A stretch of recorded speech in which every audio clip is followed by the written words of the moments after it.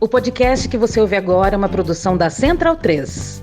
Opa, peraí um minutinho só. Esse é um daqueles episódios que vem em duas versões diferentes. Uma versão com tradução e uma versão sem tradução. Essa aqui é a versão sem tradução. Se você quer a versão com tradução, vai lá no nosso feed e procura a outra versão. Agora sim, bora lá. Se você gosta do nosso trabalho aqui e pode e quer, se der, pinga um capilé lá de qualquer valor no apoia.se/Medo e Delírio, ou no Patreon, ou na Orelo, ou no Pix, medoedelirioembrasilha@gmail.com. Faça um Pix pra mim, que é melhor. Tô precisando de dinheiro, tô duro. Tá, mas agora bora pra abertura. Hola a todos. Chato pra caralho. No solo no voy a hacer negocios con China, no voy a hacer negocios con ningún comunista. Ningún comunista. Yo soy un defensor de la libertad, de la paz y de la democracia. Los comunistas no entran ahí. Los chinos no entran ahí. Com China? Ah, eso es interesante. Yo me sorprendí muy gratamente con China. ¡Ah, mierda, porra! China, la verdad es que es un socio comercial muy interesante porque ellos no exigen nada. Pau no seu cu.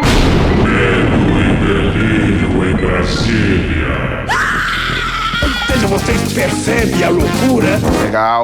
Olá, bem-vindos ao Medo e Delírio em Brasília com as últimas notícias do que restou do Brasil. Bom dia, boa tarde, boa noite. Bom dia, porra.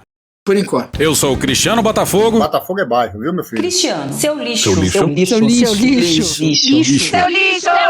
Calma. E Cristiano. Aquele verme maldito. Cristiano, e aí? E o... Brasília, depressão. Como é que chama, gente, o podcast dos caras? E o Medo e Delírio em Brasília. Medo e Delírio em Brasília. Isso. Beijo pra eles. Medo e delírio, É hein? um programa que, pô, mano, meio duvidoso, né? Fora seu Medo e Delírio em Brasília, pô. Eu não ouço Medo e Delírio. É escrito por Pedro Daltro. abraço, Dal. Meu queridíssimo Pedro Daltro. Um beijo pro Pedro Daltro. Pedro Daltro. Pedro Daltro. Pedro Daltro. Todo mundo sabe quem é. Parabéns a toda a equipe de roteiros. Um beijo pro Pedro Daltro. Pedro pro beijo Daltro. Eu consegui descobrir quem está por trás do Medo e Delírio em Brasília. Eu nem conheço os caras. Esse é o episódio número 9 de 2025. Ah, é? Foda-se. Bora passar pano? Não. Tá, mas bora tentar passar um pouquinho menos de raiva?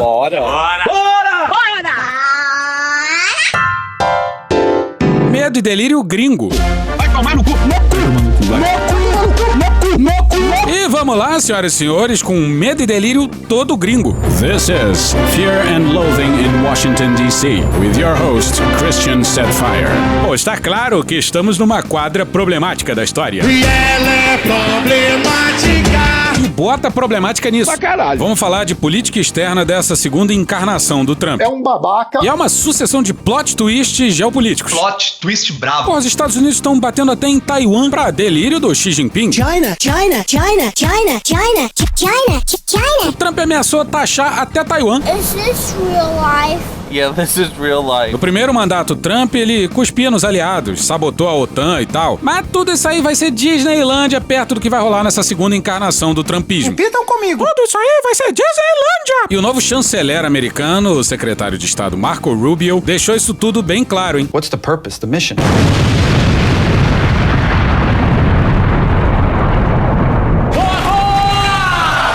And I think the mission of American foreign policy, and this may sound sort of obvious, but I think it's been lost. The interest of American foreign policy is to further the national interest of the United States of America. Sério? I mean, America first. Well, and that's the way the world has always worked. The way the world has always worked is that the Chinese will do what's in the best interest of China. Legal. The Russians will do what's in the best interest of Russia. Legal. You know, the Chileans are going to do what's in the best interest of Chile. Legal, já falei legal. Tá bom. And the United States needs to do what's in the best interest of the United States.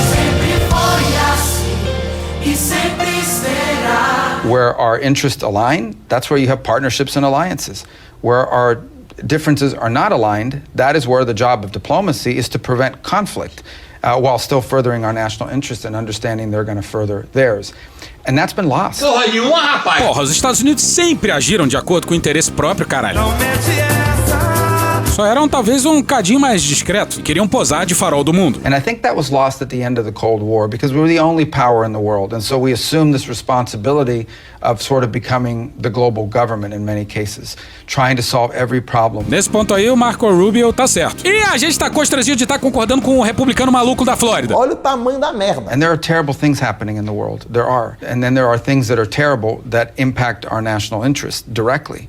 And we need to prioritize those again. Presta atenção que é importante, pessoal. So it's not normal for the world to simply have a unipolar power. That was an anomaly. It was the product of the end of the Cold War. But eventually you were going to reach back to a point where you had a multipolar world, great powers in different parts of the planet. E o Rubio foi além, hein? The post-war global order is not just obsolete. It is now a weapon being used against us. O Arnaud Bertrand, que é um empreendedor digital francês, falou isso usando outras palavras. Tá lá no Twitter dele no dia 2 de fevereiro.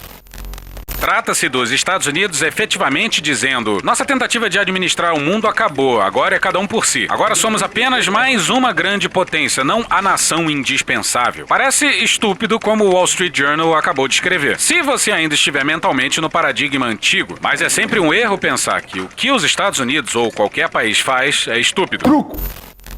A gente concorda com a primeira parte. A época em que os Estados Unidos mandavam no mundo acabou. Mas a segunda parte a gente troca. Como assim a gente nunca pode dizer que o que um país faz foi burrice? Que caralho que foi o Brexit? Uma bosta. Qual a lógica por trás da decisão geopolítica mais estúpida do século até aqui? A gente depois retoma esse ponto ao falar do Canadá. O mais novo rival americano. Doideira! Porque aí, meu irmão, aí é burrice máxima. Meu irmão, na moral. A hegemonia ia acabar mais cedo ou mais tarde. E agora os Estados Unidos estão basicamente escolhendo acabar com ela em seus próprios termos. É a ordem mundial pós-americana, um oferecimento dos próprios Estados Unidos.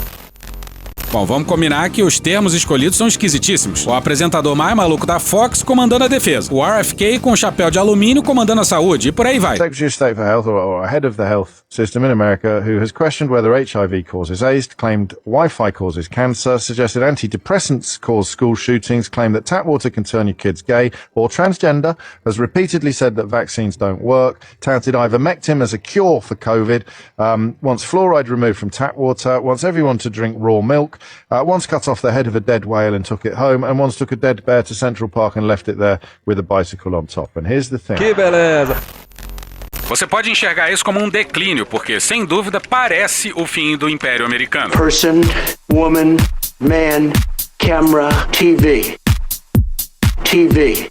TV, TV. Ou como uma tentativa de evitar um declínio ainda maior. Uma retirada controlada. Não parece. Dos compromissos imperiais para focar os recursos nos interesses nacionais principais, em vez de ser forçado a uma retirada ainda mais desordenada em um estágio posterior. A lógica interna até que faz sentido. Já a execução, a entrega, aí não. Ei, fodendo! Pô, por que caralhos algum país ia confiar no Trump se até Taiwan e Canadá estão sendo atacados? O Trump tá, sim, ampliando e pra caralho as possibilidades da diplomacia chinesa. Sabe como é que é, né? Não é muito difícil se mostrar mais confiável do que o Trump. Muito fácil mesmo. Facílimo.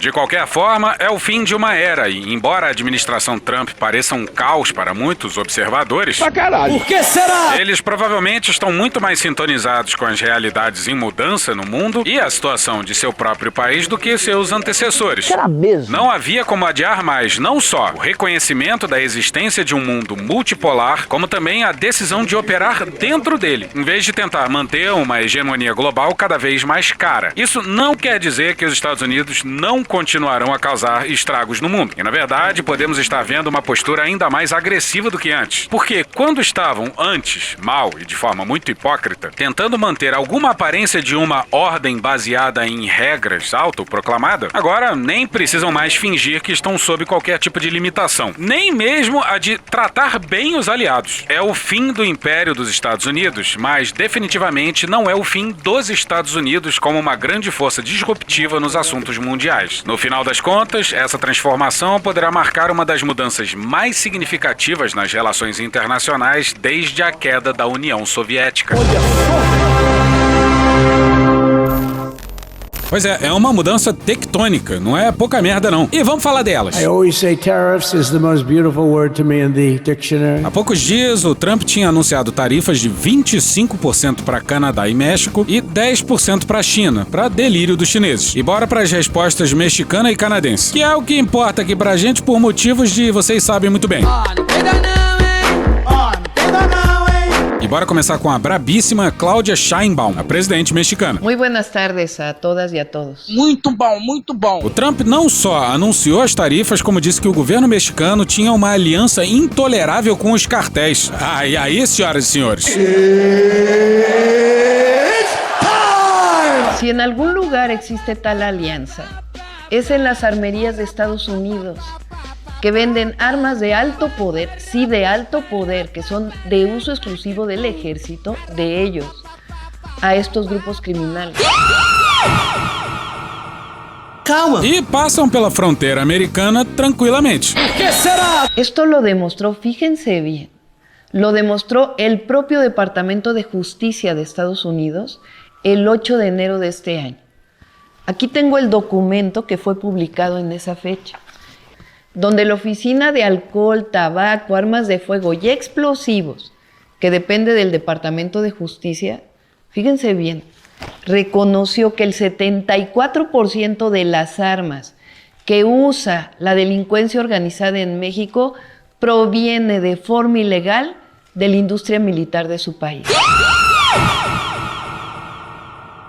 Que paulada, hein, senhoras e senhores? A Cláudia fez uma série de perguntas retóricas esfregando na cara dos americanos como eles são omissos na questão das drogas. E essa foi a pergunta final. Ó. ¿Por qué no se preguntan cuál es la razón de fondo de tanto consumo de drogas que lleva tanto tiempo en los Estados Unidos? Na cara, que loucura! E essa aqui é a maior paulada, hein? Además, ayer también lo mencioné. Fíjense, la epidemia de opioides sintéticos en Estados Unidos tiene su origen en la prescripción indiscriminada de medicamentos de este tipo, que fue autorizada por la Administración de Drogas y Alimentos, la llamada FDA, como lo demuestra un juicio contra una farmacéutica. A Cláudia está falando da indústria farmacêutica americana fazendo legalmente o que os traficantes fazem ilegalmente. E tudo com a bênção do governo e da justiça estadunidenses. Essa história está muitíssimo bem contada no documentário da HBO intitulado Crime do Século. Hay series en la televisión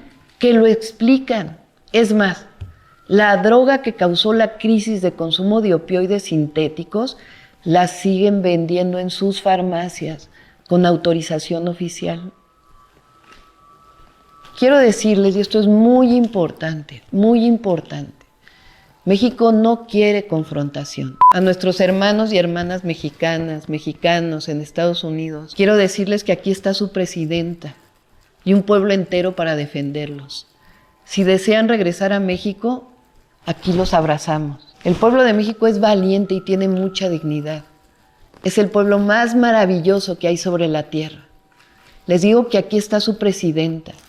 Tenemos valentía y firmeza. Claudinha segue os ensinamentos do Igor Canário. Eu não sou de baixar a cabeça pra ninguém, não. Vamos passar para a resposta canadense. E vamos começar com a resposta não oficial. Bora pro Neil Irwin no dia 3 na Axios. Fãs canadenses de hóquei e basquete estão vaiando o hino nacional dos Estados Unidos durante os jogos. Lojas de bebida em Ontário estão retirando as bebidas alcoólicas americanas das prateleiras. Sabe o que é preciso para deixar os canadenses tão bravos com você? Pois é, não dá pra imaginar um vizinho menos inofensivo do que o Canadá para dividir a maior fronteira do mundo, com espantosos 8.890 quilômetros. Os caras sempre dançaram a música dos americanos e tem zero âmbito expansionista. Mas pro Trump não tá bom. It's very sad. E o Trudeau Malandramente foi logo falando direto com o povo americano. First, I want to speak directly to Americans, our closest friends and neighbors. This is a choice that, yes, will harm Canadians, but beyond that, it will have real consequences for you, the American people. As I have consistently said, tariffs against Canada will put your jobs at risk, potentially shutting down American auto assembly plants and other manufacturing facilities. It will raise costs for you, including food at the grocery store, gas at the pump. E se a mensagem é pro povo americano? From the beaches of Normandy to the mountains of the Korean Peninsula, from the fields of Flanders to the streets of Kandahar, we have fought and died alongside you. During your darkest hours. vai se criando clima terrível. E não só o Trudeau anunciou que as tarifas seriam devolvidas, como ainda tá rolando um boicote aos produtos americanos, hein? On préfère régler nos disputes avec diplomatie, mais on est prêt à se battre quand c'est nécessaire. Respondeu à altura, mas de uma forma suave. Já a Claudinha partiu pra trocação. Ousadia e alegria! E olha só que coisa, o Trump reclama do déficit, que seria, na visão dele, culpa dos tratados comerciais assinados com esses países. Mas tem um detalhe. Tenemos un tratado de libre comercio.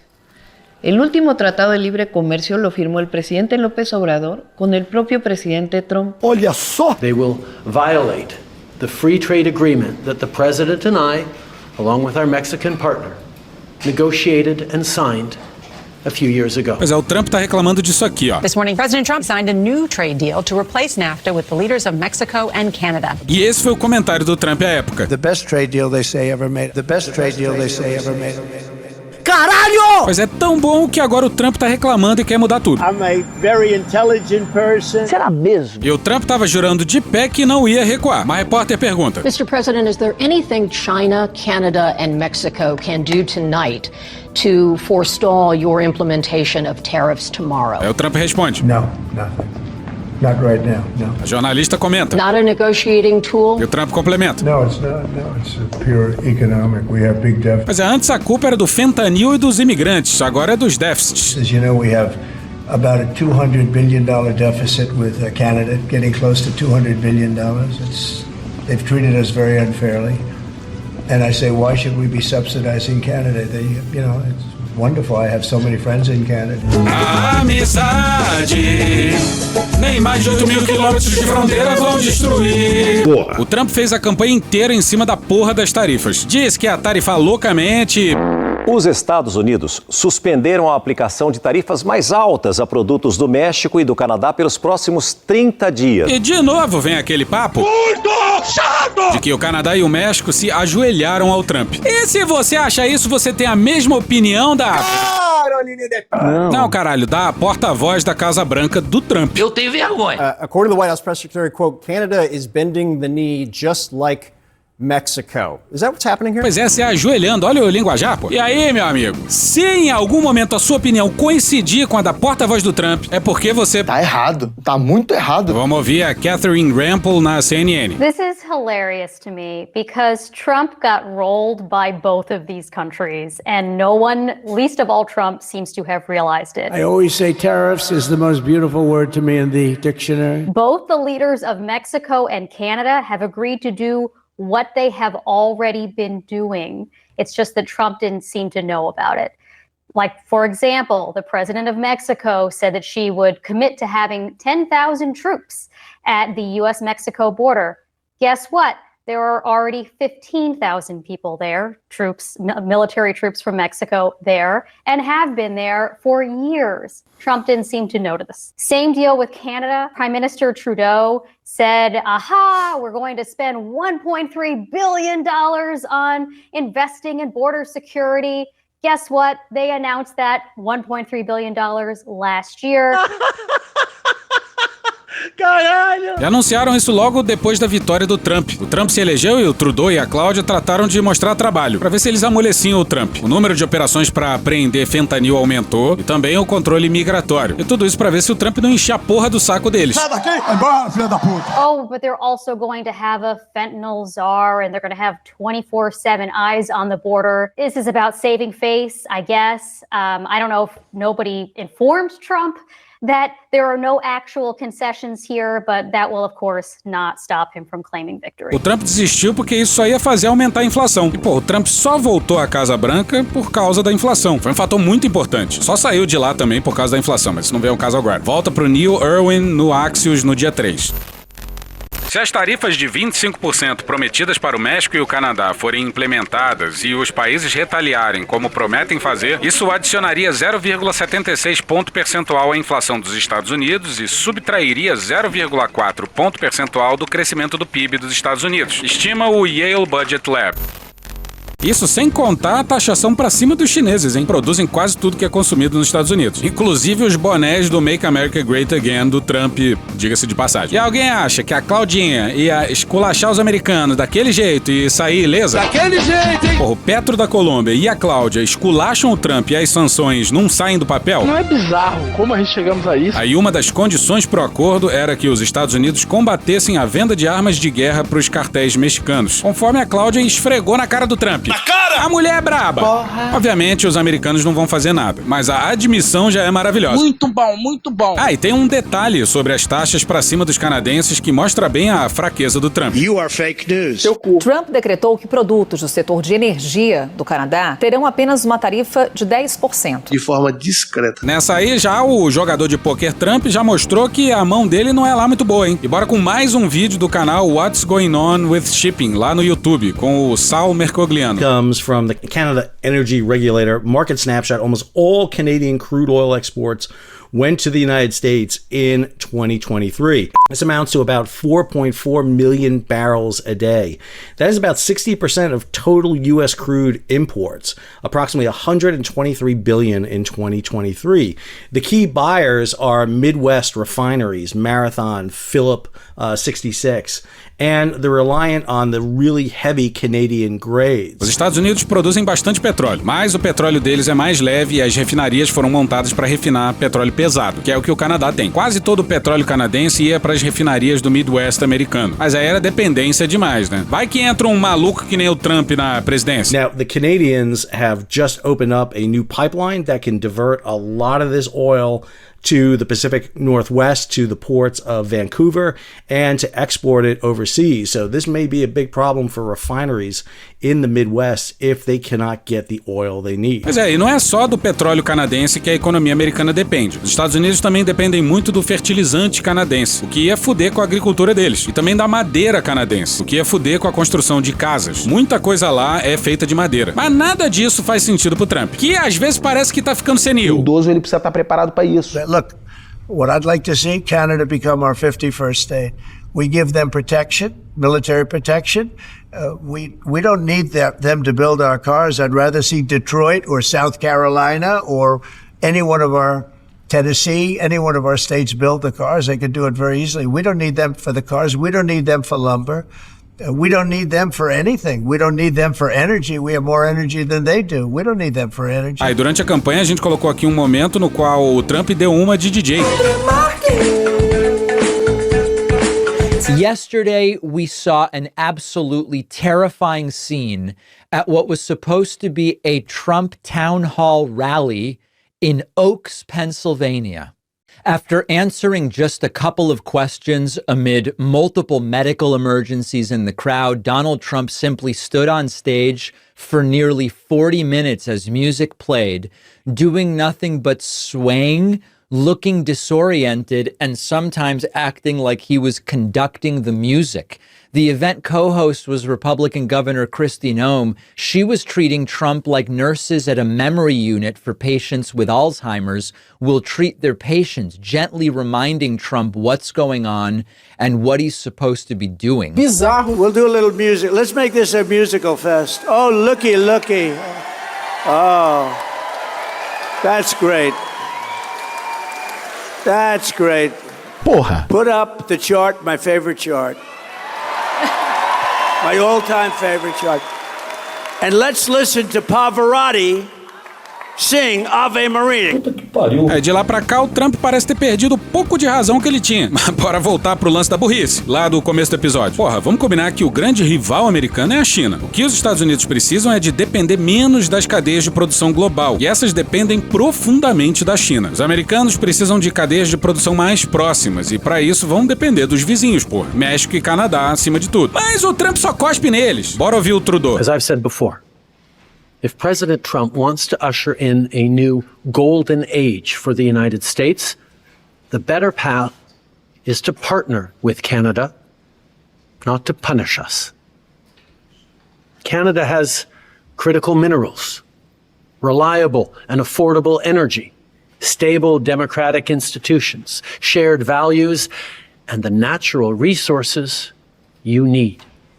Canada has the ingredients necessary to build a booming and secure partnership for the North American economy and we stand at the ready to work together. Isso aí tem nome, hein? O nome disso é friendshoring. Friendshoring ou ally shoring é o ato de fabricar ou adquirir produtos de países que são aliados geopolíticos, como membros do mesmo bloco comercial ou aliança militar, para reduzir riscos geopolíticos. Legal. Aí o Trump tá fazendo o oposto. Enquanto isso, no Political, um site americano muito bom, se lê o seguinte: Trump is turning out to be a very pro-China president. Ou seja, Trump, no final das contas, tá sendo um presidente bem pró-China. China, China, China, China, China, China, China. E falam também num sonho se realizando pro Xi Jinping. Como que se fala isso em mandarim, hein? 最后，我们会吃掉你的屁股，特朗普，你会在我们手里操你自己的。 Mas a verdade é essa aqui, ó. Foda-se esse pessoal aí. Eu sou apenas um rapaz latino-americano sem dinheiro no banco. Ok, e a América Latina, hein? Vai dar merda, vai dar merda. Bom, vamos voltar com o Marco Rubio, o chanceler americano, e é sempre bizarro ligar a figura ao cargo. Ele publicou um texto com a doutrina do governo americano para a América Latina e... Senhoras e senhores, a partir desse exato momento eu tenho o prazer e a satisfação de informar a todos os presentes que vai começar a putaria! Os caras simplesmente acrescentaram um S ao slogan do governo, e de America First virou America's First. Essa é a doutrina deles. Bora com um artigo do próprio Marco Rubio. Alguns países cooperam conosco com entusiasmo, outros nem tanto. Os primeiros serão recompensados. Quanto aos últimos, o Sr. Trump já demonstrou que está mais do que disposto a usar a influência considerável dos Estados Unidos para proteger nossos interesses. I'm a very stable genius. Basta perguntar ao presidente da Colômbia, Gustavo Petro. Ele disse isso mesmo? No entanto, mesmo quando as circunstâncias exigem dureza, a visão do presidente para o hemisfério permanece positiva. Muito legal, muito bacana, muito gentil ele. Além de acrescentar um S em America, eles podiam ter tirado o R de first, hein? Procure saber! Quer dizer... Não procure saber! Lembra da necessidade americana de ter cadeias de produção mais próximas? Rubio também falou disso. A Covid expôs a fragilidade da dependência dos Estados Unidos de cadeias de suprimento distantes. Mudar nossas cadeias de suprimento críticas para o hemisfério ocidental abriria um caminho para o crescimento econômico de nossos vizinhos e protegeria a segurança econômica dos próprios americanos. Aí, ó. Lembrando que esse aí é o chanceler, o ministro das Relações Exteriores dos Estados Unidos atual. Então qual é a lógica de cuspir nos vizinhos e fazer os chineses sorrirem de orelha a orelha? Como que isso aí não é burrice? Ou incompetência, ou desorganização, sei lá. Relações mais próximas com os Estados Unidos levam a mais empregos e a um maior crescimento nesses países. Isso reduz os incentivos para a imigração desses países, ao mesmo tempo em que fornece aos governos receita para combater o crime e investir internamente. Que lindo, cara! Os Estados Unidos são a panaceia global. Com o desenvolvimento dos nossos parceiros regionais, eles podem resistir mais facilmente a países como a China, que prometem muito, mas entregam pouco. Deixa eu falar uma coisa, você tem quantos anos, menino? Porra! Maravilha de texto, hein? Prometem muito, mas entregam pouco. Diplomacia já foi melhor, hein? It's not true. That's not true. It's not true, that's not true. Not true. O Marco Rubio, que é um parlamentar da Flórida, aquele hospício construído em cima de um pântano... É uma Hungria com crocodilo. Obviamente ameaçou Cuba e falou da influência chinesa no canal do Panamá. Chato pra caralho. Ah, sobre Cuba, o Juliano Cortinhas, professor de Relações Internacionais da UNB, gravou um baita áudio sobre a situação lá. Situação que só deve piorar com a Casa Branca tomada pela Flórida, como a gente já falou aqui. E sobre o canal do Panamá, no episódio anterior a gente ficou em dúvida com uma declaração de que o Brasil ameaçava de alguma forma o canal. Aí, muito gentilmente, o ouvinte Cássio José lá no Twitter explicou que provavelmente se trata do corredor bioceânico, que começa no Brasil, vai passar pelo Paraguai, Argentina e vai desembocar no Chile, unindo os dois oceanos e, resguardados as devidas proporções, se transformando numa opção ao canal do Panamá. Mas a gente tá se perdendo. Aqui tem informação. Vamos voltar com a distopia Yankee, porque na sua primeira viagem internacional, o chanceler americano vai visitar alguns países da América Central e segue no artigo dele. Tenho confiança de que os países que em breve visitarei serão bons parceiros. Assim como o presidente Trump, seus líderes são pragmáticos e colocam seus cidadãos em primeiro lugar. E, por serem pragmáticos, também sabem que há muito mais a ganhar trabalhando com os Estados Unidos do que não trabalhando. Esta é uma abordagem para a política externa baseada em interesses concretos compartilhados, não em platitudes vagas ou ideologias utópicas. E aí o Trump vai afinando pra todo mundo.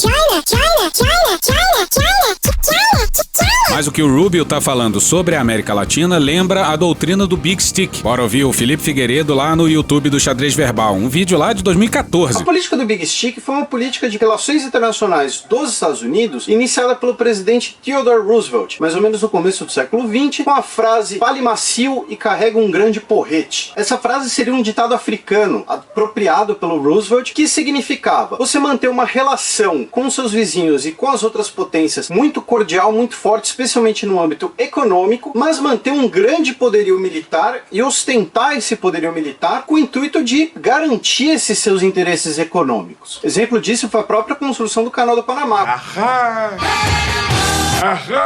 Numa parte vai ter uma parada legal que vai complementar isso. Aí, enquanto tudo isso se desenrola, o Elon Musk vai ganhando acesso a alguns sistemas vitais do governo americano, como o sistema do Tesouro responsável pelo pagamento de trilhões de dólares. Trilhão com T de tapioca. Tapioca verdadeira! E a USAID, que gerencia as doações americanas mundo afora. Dar isso na mão do Trump é igual a dar um fuzil carregado na mão de um macaco.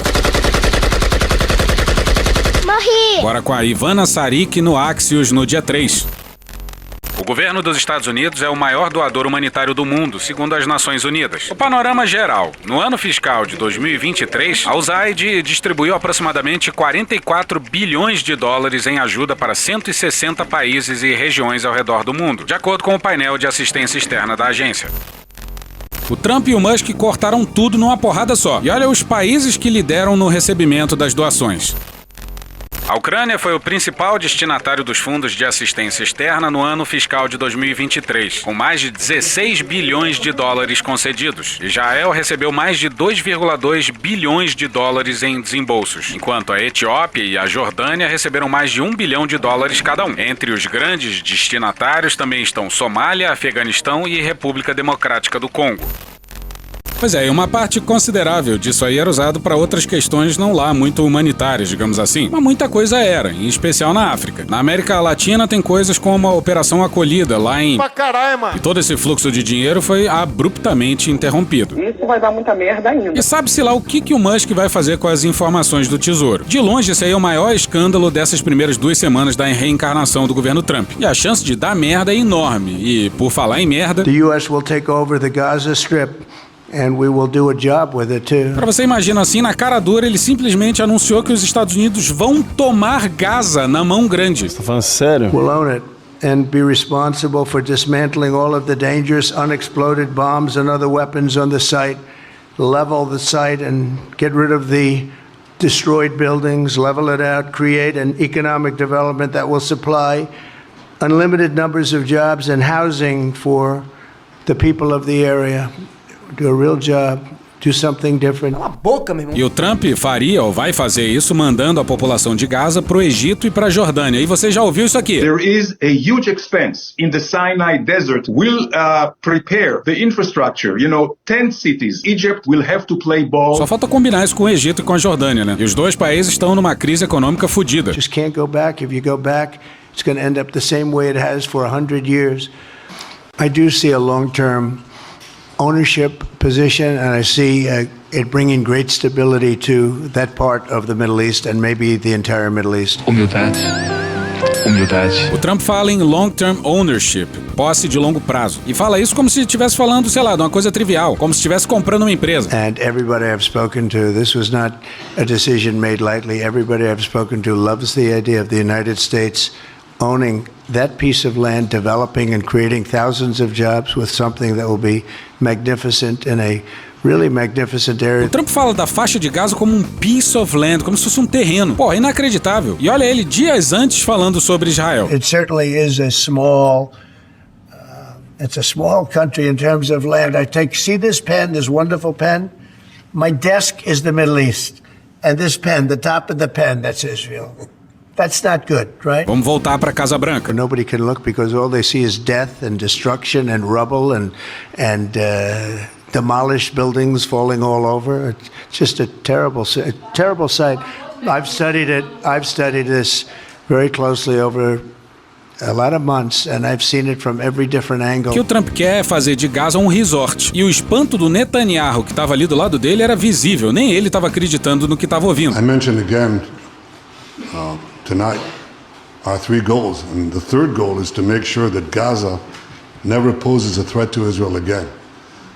President Trump is taking it to a much higher level. President Trump is taking it to a much higher level. Caralho! Não tem ninguém mais feliz que o Netanyahu. O Trump cospe em todos os aliados, menos no Netanyahu, que agora se virou pra Cisjordânia. É o que falta ele destruir na Palestina. E adivinha quem rebateu essa fala insana do Trump? Ousadia e alegria! Os Estados Unidos participou do incentivo a tudo que Israel fez na faixa de Gaza. Então não tem sentido o presidente dos Estados Unidos se reunir com o presidente dos Estados Unidos, de Israel, o Netanyahu, e dizer, olha, nós vamos ocupar Gaza e vamos recuperar Gaza e vamos morar em Gaza, e os palestinos vão para onde? Aonde que eles vão viver? Qual o país deles? Então é uma coisa praticamente incompreensível por qualquer ser humano. Eu acho que as pessoas precisam parar de falar aquilo que lhe vem na cabeça e começar a falar aquilo que é razoável para que a gente possa consolidar o processo de respeitabilidade no mundo, o processo democrático no mundo, o processo de que cada um manda no seu país, cada um governa no seu país e vamos deixar os outros países em paz. O que aconteceu em Gaza foi um genocídio e eu, sinceramente, não sei se os Estados Unidos, que faz parte de tudo isso, seria,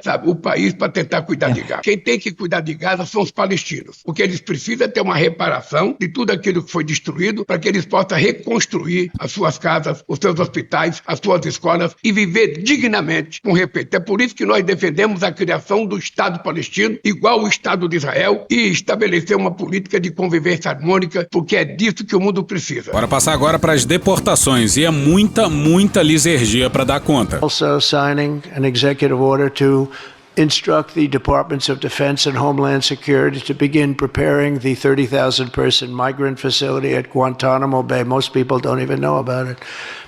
We have 30,000 beds in Guantanamo to detain the worst criminal illegal aliens threatening the American people. Some of them are so bad we don't even trust the countries to hold them, because we don't want them coming back, so we're going to send them out to Guantanamo. E a gente falou aqui que o Marco Rubio ia visitar a América Central, e o primeiro país visitado foi justamente El Salvador, do Nayib Bukele. Por que será? O presidente de El Salvador, Nayib Bukele, se ofereceu para manter criminosos perigosos americanos e estrangeiros enviados dos Estados Unidos na mega prisão de seu país. O secretário de Estado Marco Rubio fez o anúncio após se reunir com Bukele em sua primeira viagem como chefe da diplomacia americana.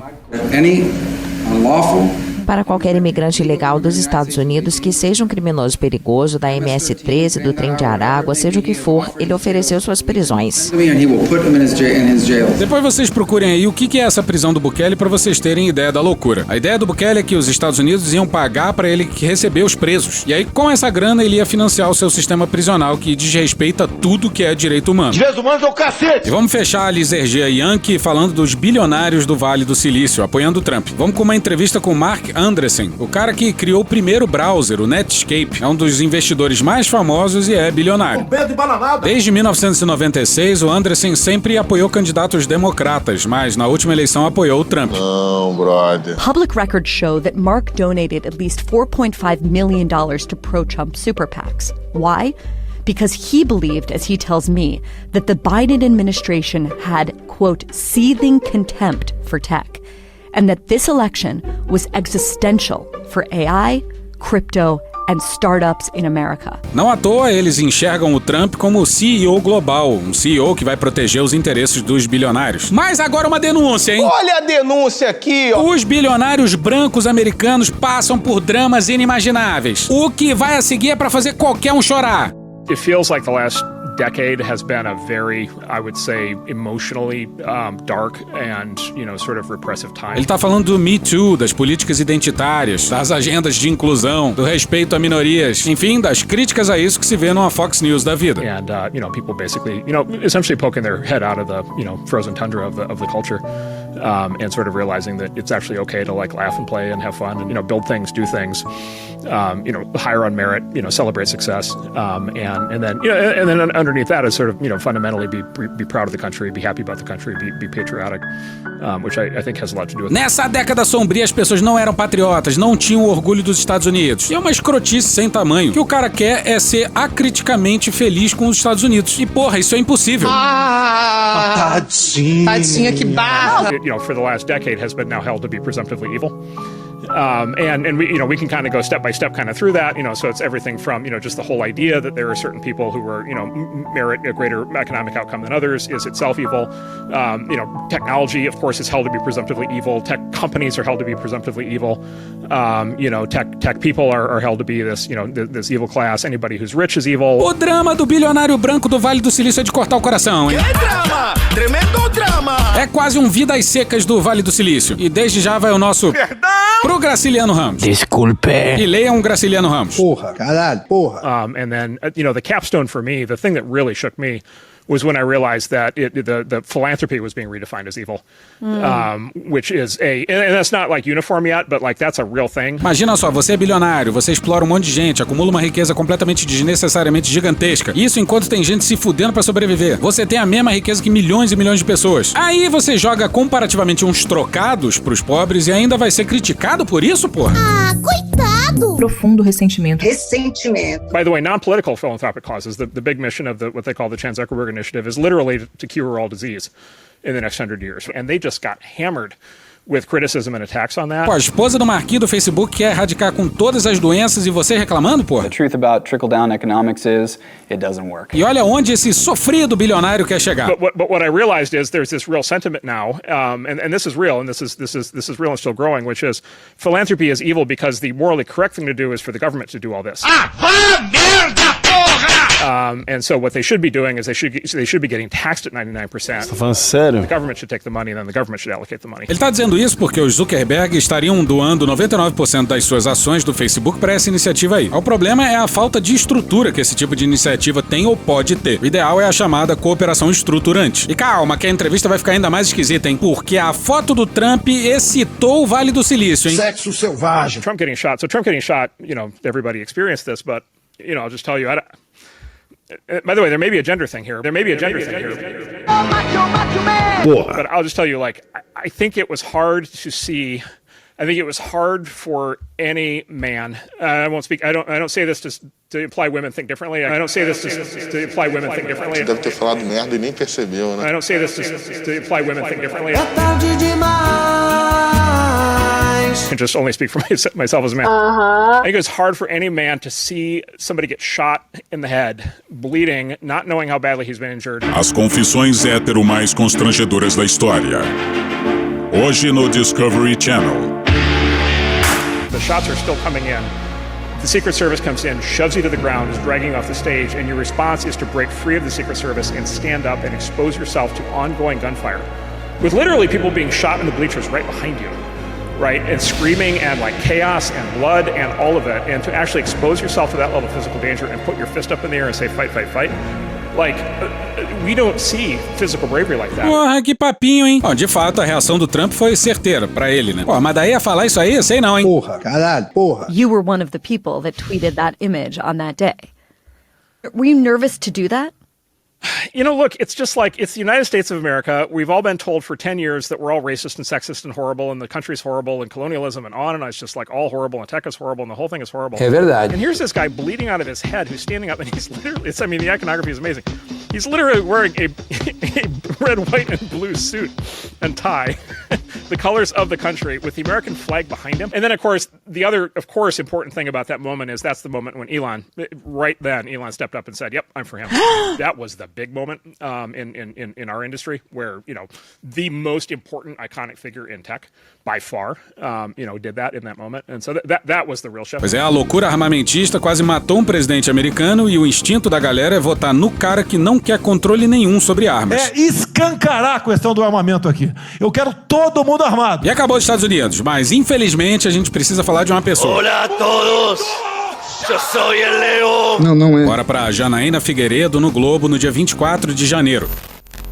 Pesquisa ideada pelo estrategista de Milei faz a seguinte pergunta, abre aspas, em que país você prefere viver? Num país com um governo democrático que respeite os direitos individuais das pessoas ou num país com um governo autoritário que consiga bons resultados econômicos? Vai tomar no cu, bicho! Na rede social X, ex-Twitter... É o caralho! É Twitter o nome, tá? O estrategista usa o usuário Milei Imperador. De forma discreta. E menciona com alguma frequência a ideia de um regime imperial libertário. Nem existe isso. você tá inventando palavras. Dois modelos elogiados por representantes do governo são os do premier da Hungria, Viktor Orbán, e do presidente de El Salvador, Nayib Bukele. O temor entre membros da enfraquecida oposição é de que, em caso de conseguir uma vitória esmagadora nas urnas esse ano, Milei inicia uma segunda fase de seu governo, com viés autoritário. Que é fácil impor uma ditadura. Facílimo. A matéria está falando das eleições para o Legislativo, que vão rolar ainda esse ano. E o Milei vai apresentar um projeto de lei para acabar com o conceito do feminicídio. E olha a argumentação dessa azêmola virgem. Porra! Milei afirmou em um discurso em Davos que o conceito de feminicídio legaliza de fato que a vida de uma mulher vale mais que a de um homem. Puta que pariu. O hétero mais inseguro e esquisito do mundo. Porra. E acabou essa grande distopia. Israel informou ao Conselho de Direitos Humanos da Organização das Nações Unidas que vai seguir os Estados Unidos e retirar sua participação. Puta que pariu, hein? Agora sim, acabou essa grande distopia gringa. A Argentina anunciou que vai sair da OMS. Caralho! Tá, chega, acabou essa porra agora. Task Force, brand new, to eradicate anti-Christian bias. Ah, foda-se, chega essa merda. Tchau pra vocês, próximo episódio a gente volta com Brasília. Vem, pianinho! E hoje a gente fica por aqui. Esse episódio usou áudios de Power Music Factory, Sport TV, Programa Cadeia, Ramones, Ódio Puro e Genuíno, Choque de Cultura, Gil Brother, Hermes e Renato, Casimiro, Franciel Cruz, Galãs Feios, Ariel Palácios, Rafa Mon, Thaís Bilenque, Natuzaneri, Angu de Grilo, Samia Bonfim, Maria Rita, Xadrez Verbal, Bebel da Bebel Books, Elô D'Angelo, Carol Ito, Ana Bonassa, Letícia Sarturi, UOL, Não Inviabilize, Alfredo Rolo, Bagaceira Chique, Aviões e Músicas, Globo News, Jogo Defante, Porta dos Fundos, História Pública, Estúdio CBN, Petit Jornal, Meteoro Brasil, Podcast Pauta Pública, Ian Neves, Carla Bora, Face the Nation, Parangolé, My News, Disney, Chiclete com Banana, Toda Choir, Grupo Revelação, Vitor Camejo, CBS News, Cartoon Network, Falha de Cobertura, LBC, Leandro Hassum, Chaves, Dom e Juan, Thiago Rodrigo, Bloomberg Television, Cidinho e Doc, Bruce Buffer, MTV, Igor Canário, Dennis e MCs, Nandinho e Neguban, Guardian News, Paul Reeves, Marcelo Diné, Thiaguinho, Daily Show, Wyon, Down News, Fundo de Quintal, SBT News, Pânico, Parafernália, CNN, TV Brasil, Comédia MTV, Frango Fino, Luísa Marilac, Midcast, CNN Brasil, TV Justiça, What's Going On with Shipping, C-SPAN, Michael Jackson, David Parkman Show, Não Adivinho, PBS News Hour, Belchior, Mr. Catra, O Poderoso Chefão, NBC News, Samira Close, BBC, World Service, Podcast Ilustríssima, Praça é Nossa, Game of Thrones, Um Príncipe em Nova York, Van Halen, Metrópolis, Rede Globo, Amada Foca, Al Jazeera, The Free Press, Vai Que Cola, Cocoricó, Headline, Village People, Raça Negra, SATV, Evan King, O Antagonista, Vlog do Lisboa, AFP Português, Thiago Santinelli, Infomoney, CNN Brasil, Canal Brasil, Wall Street Journal News, Bahia Cast, Juliano Cortinhas, Bloomberg Opinion, TV 247, Band de Jornalismo, TV Câmara, TV Quase, TV Câmara Distrital, Guilherme Boulos, Podcast, Conversa com Bial, Emanuela da PC Associação, Poder 360, Podcast, Flip, TV Senado, Casé TV, Drauzio Varela, Inteligência Limitada, Hoje Tem, Greg News, MC Creu e The Office. Thank you! Se quiser e puder, pinga um lá pra gente no apoia.se/Medo e Delírio, no patreon.com/Medo e Delírio em Brasília, na Orelo ou no Pix Medo e Delírio em Brasília@gmail.com. Porra, doação ao caralho, porra. Não tem nem dinheiro pra me comprar um jogo de videogame, moro, cara? Assina o nosso feed no seu agregador de podcast favorito e dá uma olhada nas nossas redes sociais. E também no loja.medoedelirioembrasilha.com.br. Eu sou o Cristiano Botafogo, o Medo e Delírio em Brasília é escrito por Pedro Daltro e produzido pelo Guilherme Gandolfi, @Gui Frodo nas redes sociais. Bora passar pano? Não. Mas bora passar menos raiva? Bora! Me permite uma parte? Não lhe dou a parte. Olá, Pedro. Olá, Cristiano. Tudo bom? Prazer sempre falar com vocês. Eu sou Juliano Cortinhas, professor de Relações Internacionais da Universidade de Brasília, e queria fazer um relato sobre uma viagem que fiz recentemente, em janeiro agora, para Cuba. Por ser professor de Relações Internacionais e por ter estudado já bastante a política externa dos Estados Unidos e suas consequências, essa viagem me trouxe várias impressões sobre a relação dos Estados Unidos com Cuba e especificamente sobre como está vivendo na atualidade a população cubana. Foi uma viagem que a gente passou, eu fui com a minha família, a gente passou por várias cidades, Havana, Santa Clara, Varadeiro, Vinhales, Puerto Esperança, Minas de Matahambre. Fomos visitar a área rural de Cuba, em várias dessas cidades. Não tivemos só aquela experiência do turismo tradicional lado A, né? A gente foi conhecer bastante do lado B de Cuba também, cidades que não são tão turísticas quanto as principais, né? Como Havana e Varadeiro.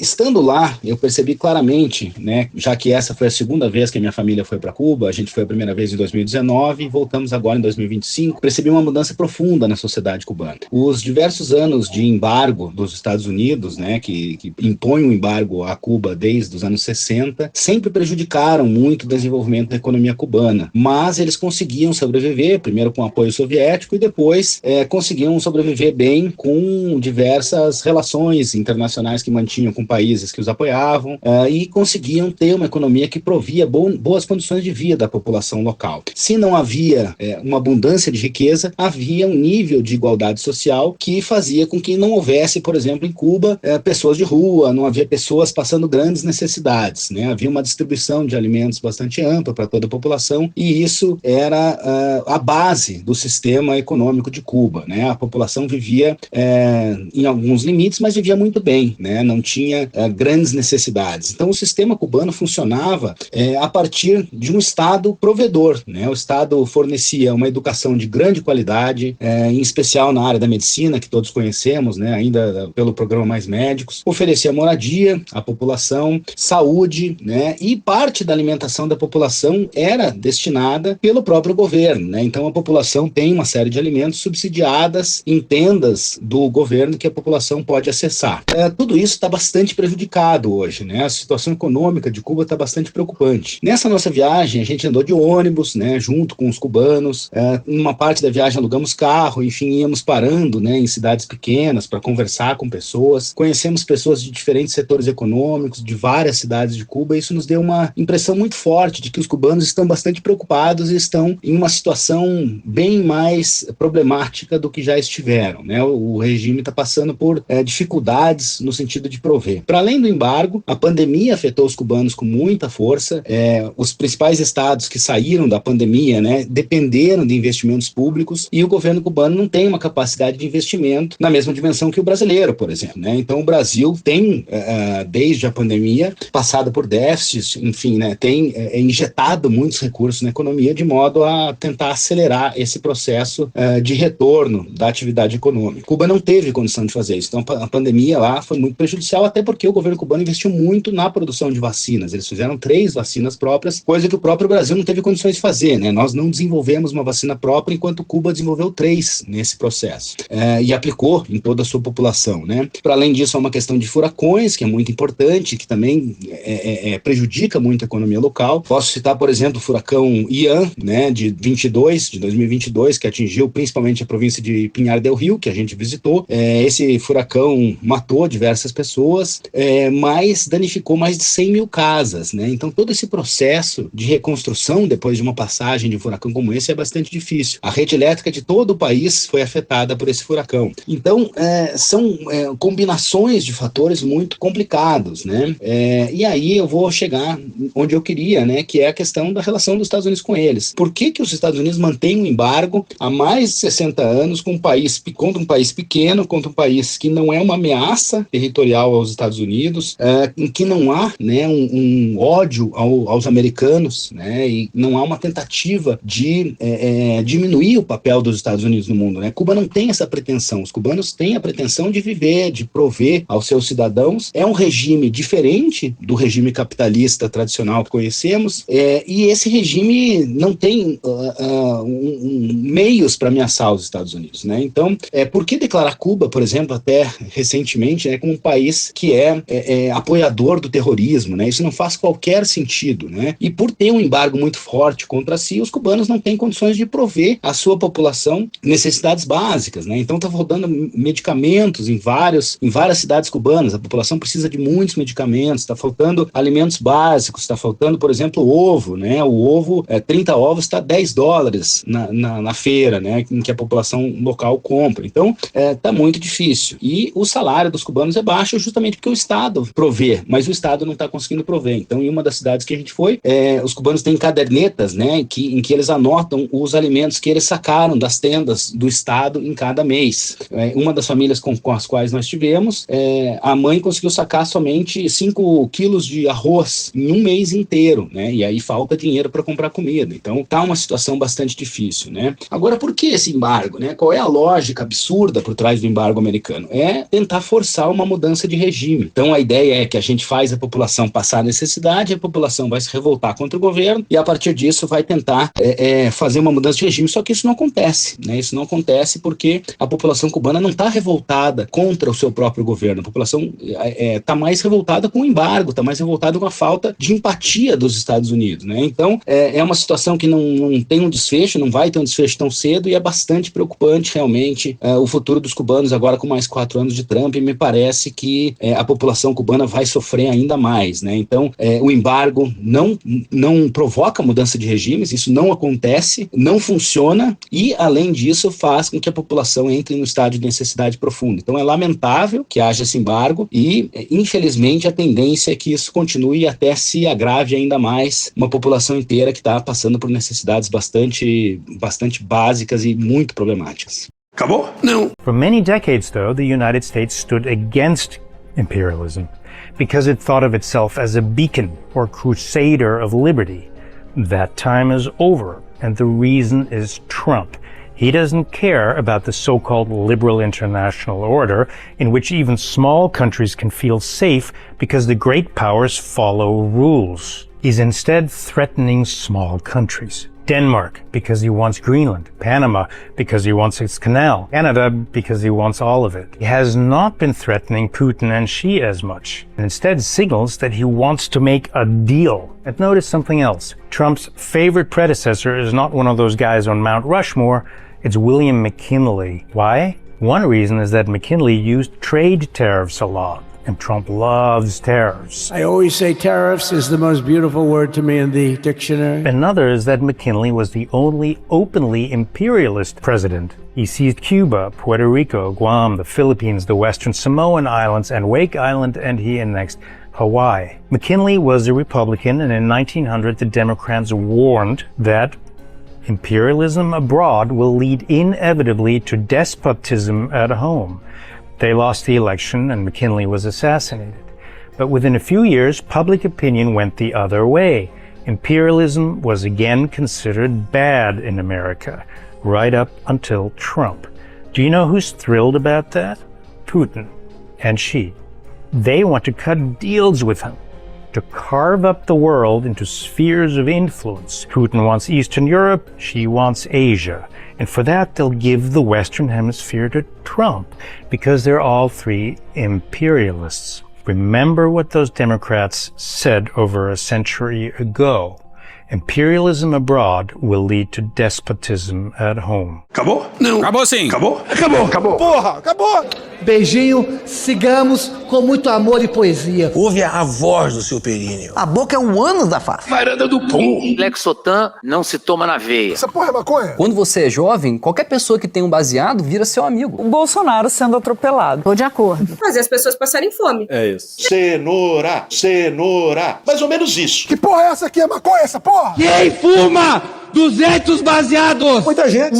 Mas muita gente. Conversa de bêbado. Nem todo artista é maconheiro, mas todo maconheiro é um artista. Algum delírio. Presunto Parma, vamos lembrar, não é qualquer presunto. Não é proibido no Brasil transar. Antigamente as pessoas ainda coçavam a virilha, hoje nem isso coça mais. Pegue sua Toyota, empurre dentro do seu cu. Um Opalão, um Chevette, um Gol Bolinha. Vai deixar eles mijarem em cima de você? Lixo. Arrombado. Vai entrar o grosso. O grosso chegou! Ai, que dor no meu pau. Eu sou especialista em pau. É a piroca. Ela é bastante extensa. Veja a gramatura. Você não sabe como eu ficava feliz quando eu vi um trabalhador mostrar uma pica. Também entra. Cadê os machos? Eles têm um pênis. Pistolão bonito, né? Há controvérsias. Contém ovos. Não esqueça de lavar os testículos, a virilha e o ânus. 95% da população mundial faz errado a limpeza do ânus. Os galináceos têm pênis. Tem graça esse final? Não, né? Desculpa. Espera um pouco, querido. Espera só um minuto. Só um minutinho. Estamos esperando aí. Calma, relaxa. Pronto, tá bom. Era isso? Acorda, vagabundo! Acorda! Obrigado, minha gente. Deus proteja a todos. Sejam felizes.